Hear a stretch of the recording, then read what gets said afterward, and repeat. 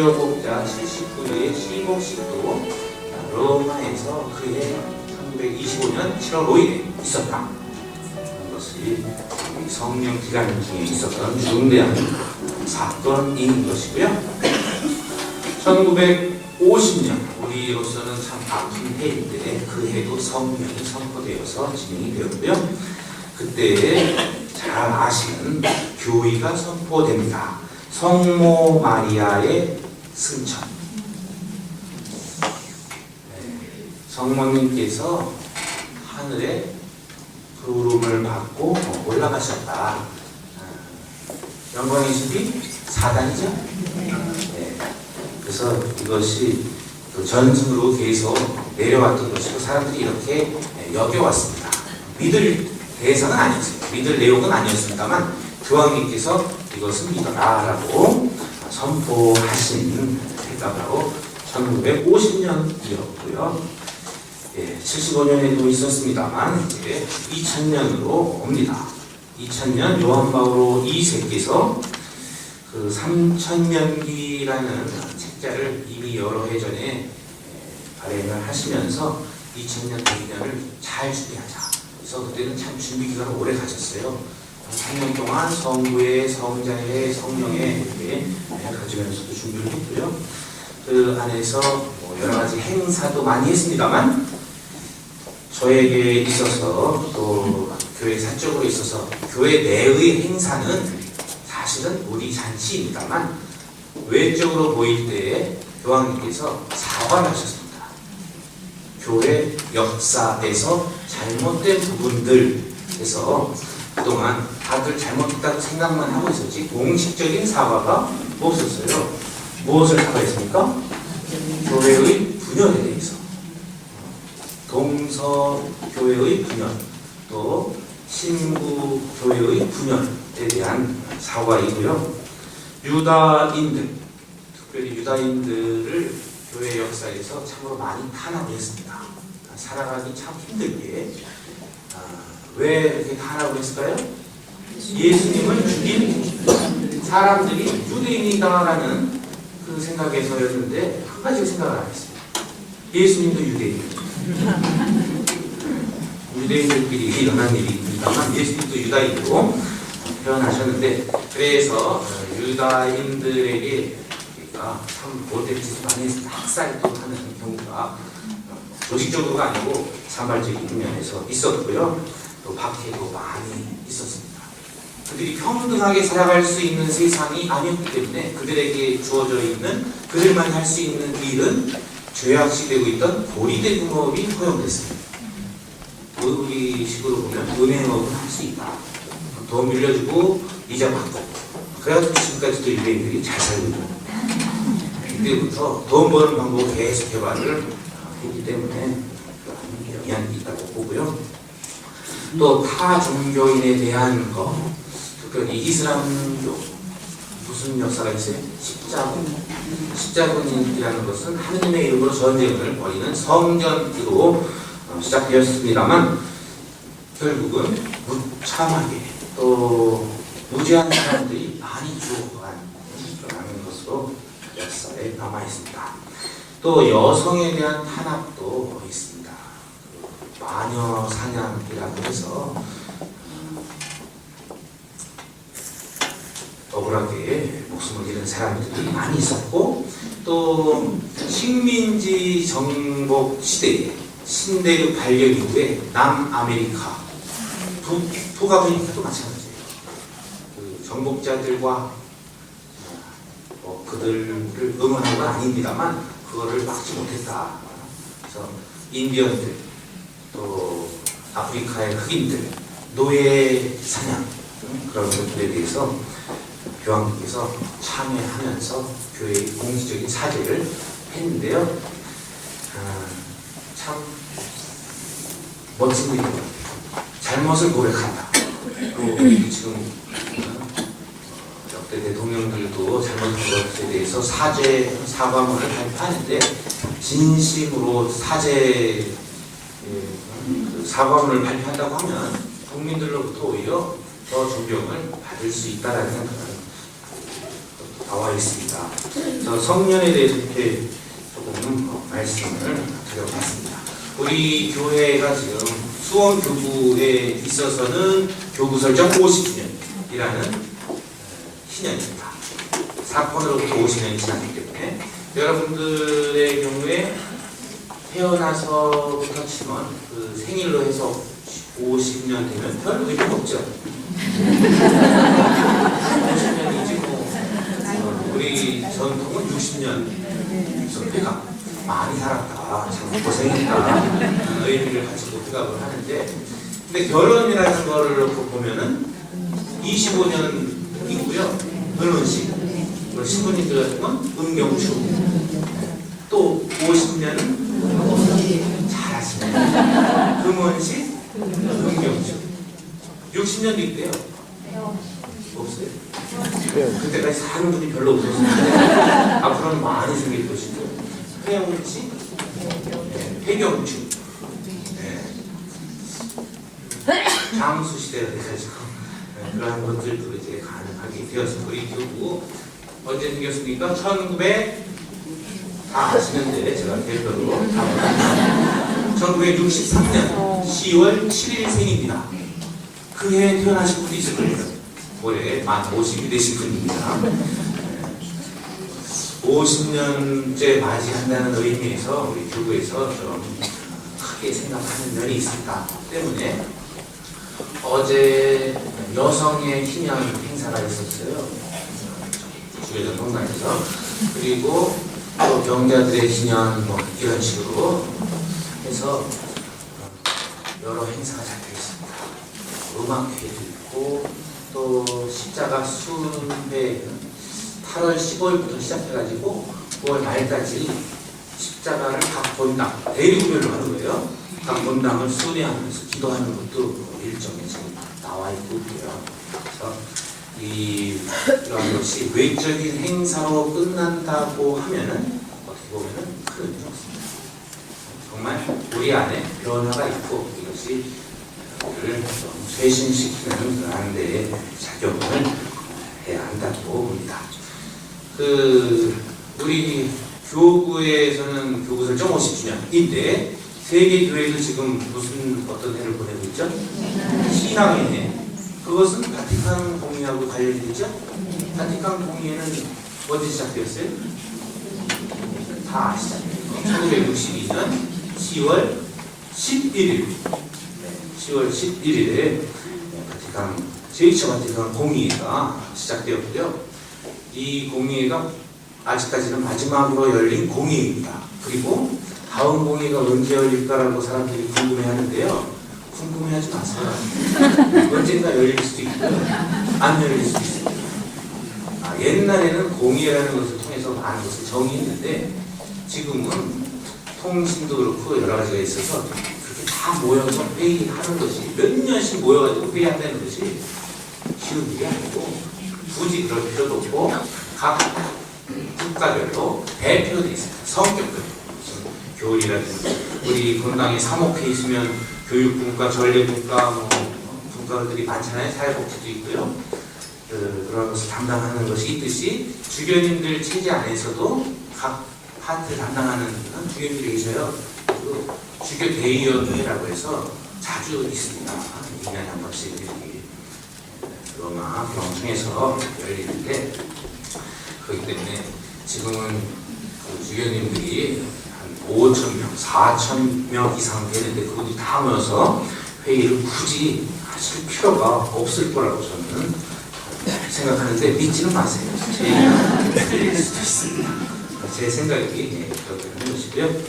우리가 그 신앙의 해를 보내면서 우리 신앙에 대해서 되새기는 의미에서 신앙의 내용에 대해서 또 우리 신앙의 고백 형식이라든지 신앙 생활이라든지 여러 가지를 지금 다루고 여러분들도 무엇을 하면 건당 신자들에게 더 하나님에 대한 신앙을 두텁게 해주고 신앙생활을 잘 할 수 있을까를 고민하시죠?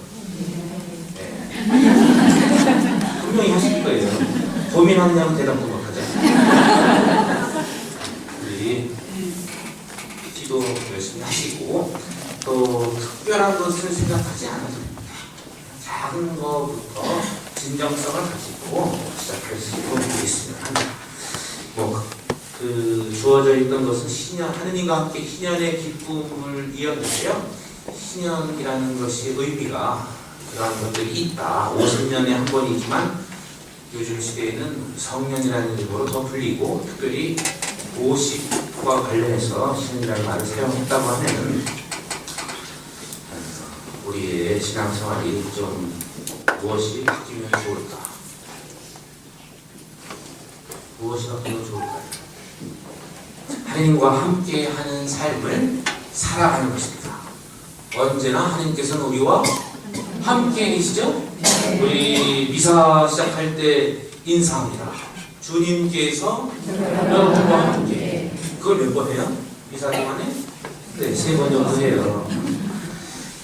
언제나 평화를 빌면서 또 주님께서 함께 하신다는 것을 깨우쳐 주는 것이고요. 또 우리가 알지 못하는 것이지만 하나님께서는 우리를 떠나시지 않습니다. 우리를 버리시는 분은 아니에요. 우리가 하나님을 잊고 뒤를 돌아볼 뿐이지 하나님께서는 언제나 우리를 떠나서 계십니다. 우리 성모성 하실 때 은총이 가득하신 마리아님 기뻐하소서. 왜 기뻐합니까? 주님께서 우리 계시니 그 이유가 나오잖아요. 그래서 여러분들은 기뻐하실래요? 네. 기쁩니까? 네. 왜 기뻐요? 주님이 계시니까. 자, 계속 기뻐하세요. 그리고 주님께서 함께 계시다는 것이 얼마나 큰 기쁨이고 또 내가 혼자 있는 것이 아니잖아요. 사람은 공동체로 살아가게끔 되어 있습니다. 혼자 살지 않고요. 가족이 있고 또 결혼하지 않은 분이라고 해도 또 친한 것들이 있고 누군가 옆에 있기 때문에 살아갈 의미를 느끼는 거예요. 공동체성을 우리는 또 그런 의미에서 강조를 합니다. 하느님께 감사드리는 삶을 살아야 하는 것이고요. 무엇을 감사할까요? 감사할 게 많죠? 네. 이 세상을 주셨잖아요. 나에게 생명을 주셨고 자연을 주셨습니다. 저기 날아가는 새를 내가 다 내 거라고 할 수 없지만 감상할 수 있고 아름다운 꽃을 바라보면서 또 자연의 아름다움을 묵상할 수가 있습니다. 내가 가진 것이 없다고 생각하는, 가난하다고 생각하는 사람들은 무엇이냐? 물질적으로 내가 주머니에 내 손에 쥐고 있지 못하다. 그리고 더 많이 가진 사람들을 바라보기 때문에 그렇습니다. 우리 많이 가지고 있어봤자 하나님께 갈 때는 아무것도 가지고 가는 것은 아닙니다.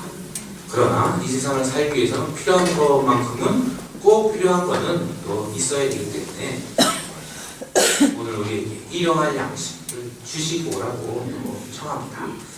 겸손한 기도라고 할 수 있고요. 많이 가진 사람이 행복하느냐? 그건 아니에요. 많이 가지고 있는 자는 어리석은 부자의 비유 아시죠? 어리석은 부자, 소출이 많다고 창고를 더 지을 걱정을 합니다. 그것을 나누어 줄 생각을 안 하는 어리석음을 범한 것이고요.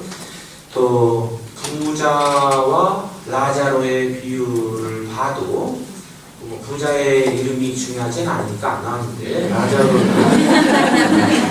중요하잖아요. 특별히 사랑하시는 그집입니다. 종기투성이 무엇이라도 부잣집에서 부자로부터 얻어먹을 수 있을까 해서 문 앞에서 기다렸지만 주는 거는 뭐예요? 개가 와가지고 자기의 종기를 핥을 뿐입니다. 개를 보내줬을 뿐입니다.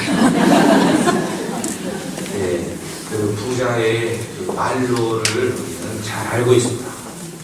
라자로는 하느님 품에 있고 부자는 그래서 부자가 다 나쁘다라는 의미에서 이것을 말씀드리는 건 아닌데요. 다 부자예요. 아버지와 아들만 모여도 부자고 가지고 있는 거 다 부자로 살아가고 있는데요. 나눌 수 있는 것은 참으로 큰 행복이다. 꽃동네 다 아시죠? 네. 꽃동네에 가면 얻어먹을 수 있는 힘만 있어도 하나님의 하나님의 은총입니다. 얻어먹을 수 있는 힘 다 있죠? 더하기 나눌 수 있는 힘 가지고 있습니다. 네, 얼마나 큰 은총인지 모릅니다. 나눌 수 있다. 얻어먹을 수 있어도 은총이면 나눠줄 수 있는 것 더욱더 큰 은총이에요. 우리 교구에서 해외 선교를 여러 시민들이 나가 계십니다. 아프리카에 남수단의 세 분의 시민님, 표창현 시민님, 정지용 시민님, 또 그레고리오 이상현 신부님, 세 분이 있고요. 잠비아의 한상호 신부님, 김종용 신부님 이번에 새로 나가서 한 달 됐고요. 페루에도 두 명의 신부님이 나갔습니다. 이용규 신부님, 추현아 신부님 그렇게 나가 계시는데 제가 그분들 도와주는 역할을 하기 때문에 지원 업무를 하는 것인데 필요한 거 있으면 보내주는 일도 하고 또 가끔 소식 보내주시는 내용들 이렇게 검토해보고요. 또 시민들이 글을 쓰잖아요. 신문 보시면 아시죠? 뭐가 나와요? 남수단에서 온 편지 잘 읽어보세요. 그것들 잘 보시고요. 편지를 내용만 딱 보시면 안 되고 그 밑에 계좌번호 싫어하시지만 잘 보시고 나눌 수 있는 길이 있습니다. 네. 그 우울지만 건주 이후에 후원금이 좀 늘었었어요.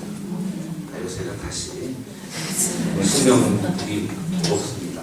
그리고 1월 2일자에 한겨레 신문에서 수단을 기자 한 명이 갔다 온 다음에 그 터부 기사로 1면부터 해가지고 3면에 걸쳐가지고 수단을 다룬 적이 있어요.